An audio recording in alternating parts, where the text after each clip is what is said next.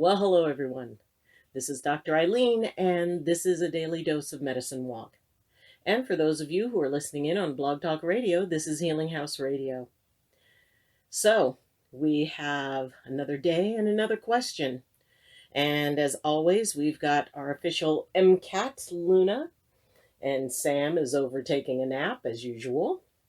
I'm going to have to get him back on camera at some point. I had some people commenting that or addressed with me that they had actually thought that Sam wasn't real, but it was nice to see him.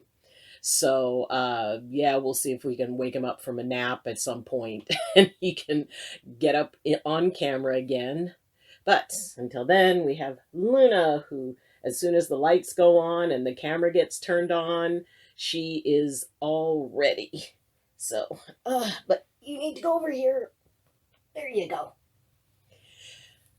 So, today's question has to do with the tendency for empaths to be so hooked into what's going on around them that they find it hard to concentrate on one thing. And this is something that I have worked with for a very long time, and it is it's sort of one of the more subtle challenges to being an empath. So, today's question is, are empaths more prone to being distracted? In a word, yes. and that is not about the idea of any fault. It's not something that is a bad thing necessarily, but it is something to manage. And it's important to understand why, because empaths, and especially as they start to learn how to manage, and until the time that they can turn things off, it is difficult not to be distracted or made aware of things that are going on around you. Like when the cat decides to walk across in front of where the camera is. No, I don't want you knocking over the camera again. So, which she has done before. Suddenly she decides that she wants to go and explore, and then camera goes over. So anyway, as just now, when you're empathic, you perceive things that are going on around you. You perceive not just the emotions of the people around you, but the energies of people and the environment, and, sort of a group mentality type of thing. And the thing is that unless you're able to kind of dial that down, it really is tremendously, distracting to have all of this stuff going on, and you're trying to think of something, you're trying to, maybe you're shopping, maybe you're at work, and something is going on that is creating a big ripple in the energetic field, whether that's based on emotion or whether that's based on, something going on.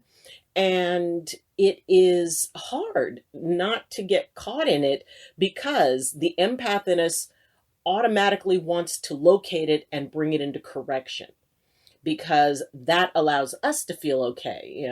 I've said it before, an empath who is not, in control of their empathy, and who, is just sort of open with it, can only be as happy as the least happy person in the room.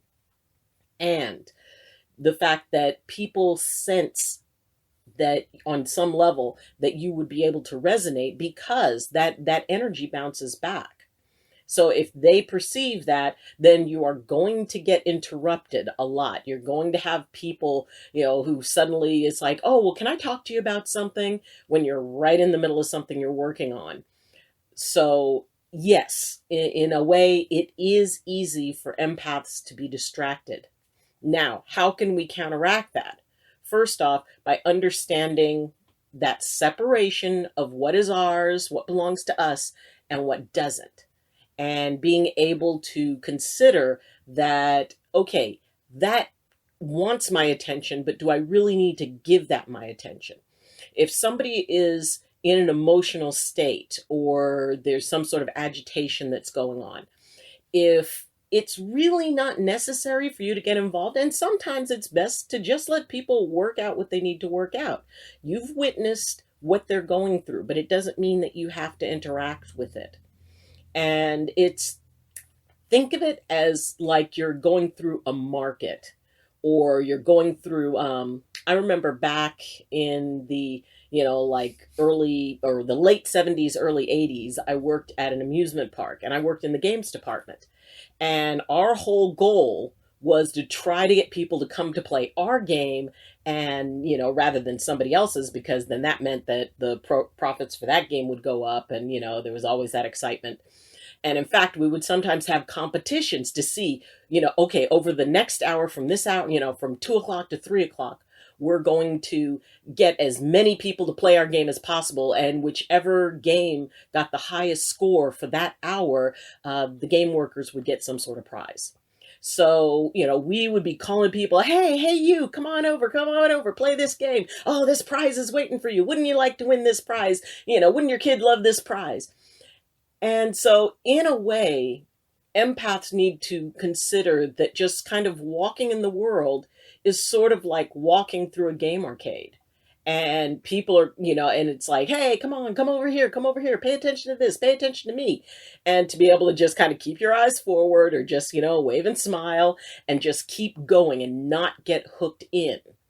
So the idea that you do not allow your empathy to have the final say in what you do. It does not direct your choice.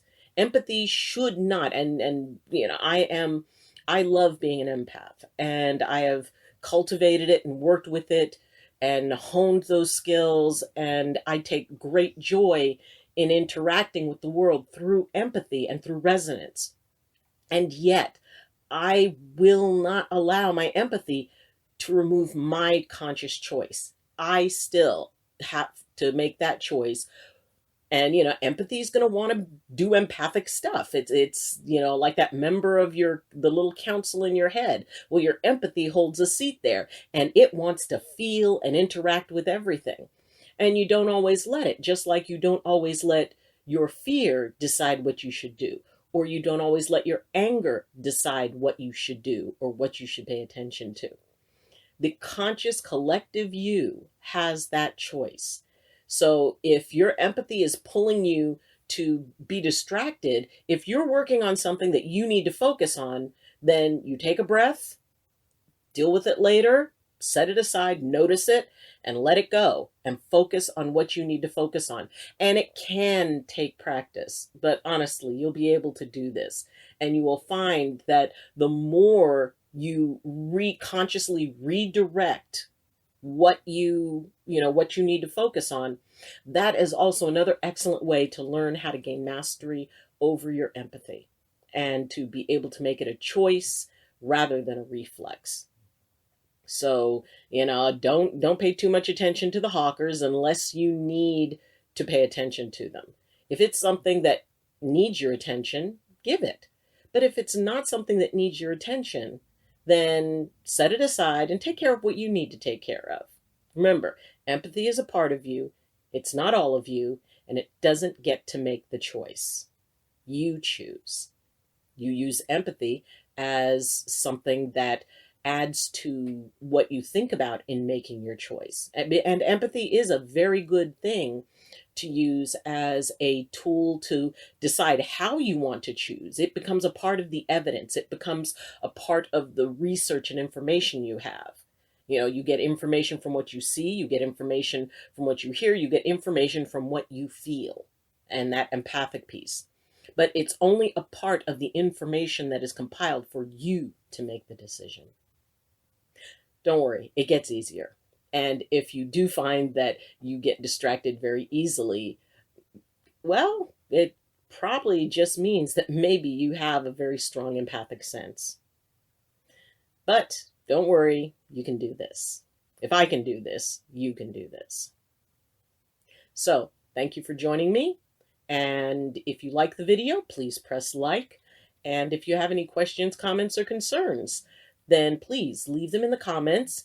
You can contact me through my Twitter link in the description, and you can also reach me through my Facebook group, Medicine Walk with Dr. Eileen. So, thank you for joining me.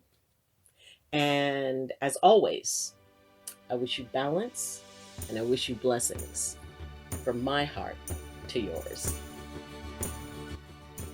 Love you and see you tomorrow. Bye.